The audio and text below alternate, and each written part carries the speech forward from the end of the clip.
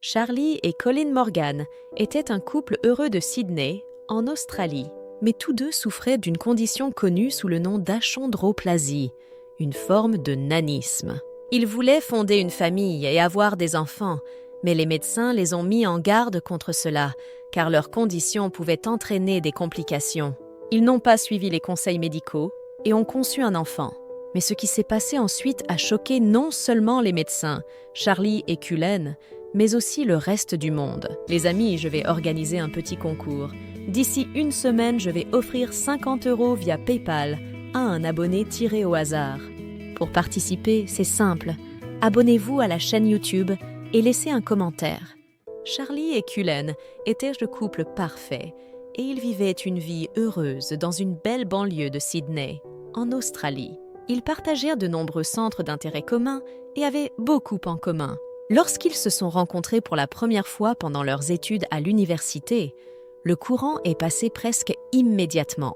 Une fois qu'ils ont commencé à discuter, ils ont découvert qu'ils s'entendaient naturellement et il n'a pas fallu longtemps avant que les deux ne deviennent un couple. Cependant, le fait demeurait que Charlie et Cullen souffraient tous deux d'achondroplasie, une forme de nanisme. Charlie souffrait d'une forme de nanisme appelée achondroplasie. Il s'agit d'une condition génétique qui affecte une protéine dans le corps appelée le récepteur du facteur de croissance des fibroblastes. Avec cette protéine particulière fonctionnant de manière anormale, la croissance des os et du cartilage ralentit considérablement. Heureusement, les personnes atteintes d'achondroplasie peuvent vivre des vies longues, normales et heureuses avec seulement un développement retardé et entravé pendant leur petite enfance. D'un autre côté, Cullen souffrait d'une forme de nanisme appelée dysplasie gypsique. Il s'agit d'une forme plus rare et plus grave qui affecte de nombreuses parties du corps. Elle touche le plus souvent les os, les articulations, le cœur et la peau, et c'est une affection progressive, ce qui signifie qu'elle continue de se développer tout au long de la vie de la personne car elle affecte le cœur et les poumons. Environ un tiers des bébés atteints de dysplasie gypsique décèdent avant l'âge de 5 ans. Heureusement, si vous survivez à cette période, vous êtes relativement tiré d'affaire, et Cullen était l'un des chanceux. C'est le moyen long de dire que ces deux amoureux maudits avaient des problèmes médicaux sous-jacents auxquels ils devaient faire face, et cela sans même aborder les problèmes sociaux, comment les gens se moqueraient et riraient d'eux. Les gens se moquaient de leur petite stature et les appelaient toutes sortes de noms méchants et blessants. Heureusement, Charlie et Colin étaient tous deux dotés d'une peau épaisse et ne laissaient pas de telles insultes les atteindre. Leur relation était si forte qu'ils ont décidé de fonder une famille. Ils étaient mariés depuis plusieurs années à ce moment-là et possédaient leur propre maison. Avoir un enfant était donc la prochaine étape naturelle. Cependant, malgré leurs meilleurs efforts, ils avaient du mal à concevoir, le miracle de la vie restant largement un mystère. La conception réussie d'un enfant leur échappait toujours. Le couple a décidé de consulter leur médecin. Peut-être qu'il serait en mesure de faire quelques tests ou de leur donner quelques conseils sur la manière de concevoir avec succès un enfant. Mais quand ils sont arrivés à l'hôpital, ils ne s'attendaient pas à la nouvelle qu'on leur a donnée. Le médecin déconseillait fortement au couple d'avoir des enfants. Il avait de fortes réserves quant à la sécurité et à la santé de l'enfant. Si deux personnes atteintes de nanisme conçoivent un enfant, il y a de fortes chances que le bébé hérite de la condition de l'un ou l'autre des parents, voire des deux. S'il recevait une double dose du gène du nanisme, la probabilité de morti-naissance était considérablement augmentée. C'était un risque sérieux que Charlie et Cullen devaient prendre en considération. Les médecins ont conseillé que si elle concevait et que l'enfant mourait dans l'utérus, les conséquences pourraient être fatales pour Charlie. Il y avait toujours des risques inhérents lorsqu'une personne atteinte de nanisme devenait enceinte, et c'était le rôle du médecin de protéger la vie plutôt que de la mettre en danger. Ils n'auraient pas fait correctement leur travail s'ils avaient permis à Charlie et Cullen de continuer à essayer de concevoir sans être pleinement informés des risques potentiels. Néanmoins, il y avait de l'espoir que l'enfant n'hériterait du gène du nanisme que de l'un des parents. En fait, il y avait environ 25% de chances qu'il ne l'hérite pas du tout et qu'il produirait un bébé normal qui grandirait comme quelqu'un sans nanisme. C'était un jeu de nombres, un jeu de hasard et un jeu de risque. Peu de temps après, Charlie découvrit qu'elle était enceinte, bien que le couple ait largement arrêté d'essayer. La nouvelle fut une surprise, mais une bienvenue.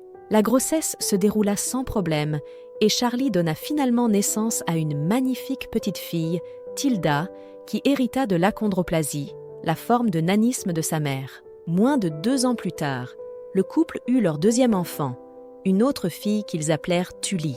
Elle hérita également de l'achondroplasie de sa mère. Après la naissance de Tilda et Tully, Charlie créa un compte Instagram où elle partageait des photos, des vidéos et des histoires sur la vie de sa famille. Des personnes du monde entier ont manifesté un grand intérêt pour cette famille de personnes souffrant toutes de nanisme. Et il n'a pas fallu longtemps pour que Charlie compte des centaines de milliers de followers. Les followers la soutenaient tous et félicitèrent la famille pour sa force et son ouverture. En retour, Charlie ouvrait la vie de sa famille et partageait des détails intimes sur la façon dont la famille se sentait et faisait face dans l'une de ses publications. Charlie écrivit franchement « Une des périodes les plus difficiles pour moi a été Noël 2018. C'était une période de pression et de frustration. J'avais un épuisement postpartum et je vivais avec moins de 4 heures de sommeil par nuit pendant presque 1 an. Je suis retournée travailler lorsque Tully avait seulement 4 mois et c'était très difficile pour moi. Pendant tout ce temps, Cullen et moi n'existions pas en tant que couple ou même en tant qu'êtres humains. Nous étions juste les parents, mais les choses n'étaient pas toujours aussi mauvaises. » Dans une autre publication, elle écrivit « C'est une série continue d'émotions, de moments d'amour et de bonheur exagérés, ainsi que le désir d'avoir 10 enfants de plus, l'un après l'autre. Peu importe comment s'est passée votre semaine, même si on a l'impression d'avoir fait une erreur avec quelqu'un ou quelque chose, sachez que ce n'est pas vrai. Vous n'avez pas commis d'erreur, vous faites de votre mieux. Personne ne sera jamais une meilleure mère pour vos enfants que vous. » Encouragés par la réponse chaleureuse de la légion de followers et de supporters, Charlie et Cullen ont une fois de plus tenté d'avoir un autre enfant. Ils ont fini par concevoir et, bien sûr, ont partagé la nouvelle sur les réseaux sociaux, documentant les hauts et les bas de la grossesse. Mais il y avait un grand rebondissement que personne n'aurait pu prévoir, quelque chose qui a laissé Charlie, Cullen et les nombreux partisans et followers du monde entier choqués au-delà de toute croyance. Le 3e enfant était miraculeusement exempt de nanisme. Il n'avait pas hérité du gène du nanisme ni de sa mère ni de son père. Cela signifiait qu'en dépit de toutes les probabilités, le 3e et dernier enfant était complètement en bonne santé et grandirait pour atteindre une taille normale. Un jour, il dépasserait ses parents. Tout le monde a été choqué par la nouvelle, beaucoup la considérant comme un miracle. Les probabilités étaient très défavorables à Charlie et Cullen.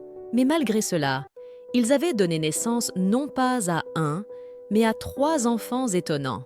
Les médecins ont effectué toutes sortes de tests et de vérifications, mais ils ont rapidement confirmé. Le 3e enfant n'avait aucune trace du gène du nanisme dans son corps. Les chances que l'enfant échappe au gène étaient incroyables, et le personnel médical a été ébranlé par ce développement. Ils avaient initialement critiqué Charlie et Cullen pour avoir choisi d'avoir des enfants malgré les risques de nanisme, mais ils avaient rapidement été prouvés tort. Je veux juste dire que donner naissance à un enfant dans ces conditions n'est pas une décision simple. Malgré ce que les gens leur disaient et contre l'avis médical, Charlie et Colin avaient non seulement eu 2 enfants en parfaite santé avec un nanisme, mais aussi un enfant parfaitement en bonne santé, épargné par la condition. Les chances que cela se produise étaient minces, mais ils avaient réussi. Cela montre simplement que même si les probabilités sont fortement contre vous, les chances d'un échec total sont très rarement nulles. Maintenant, c'est à vous. Quelle est votre opinion au sujet de cette histoire? Dites-le nous dans les commentaires. Merci de l'avoir regardé jusqu'à la fin. Surtout, n'oubliez pas de la liker et de la partager avec vos amis. À très bientôt!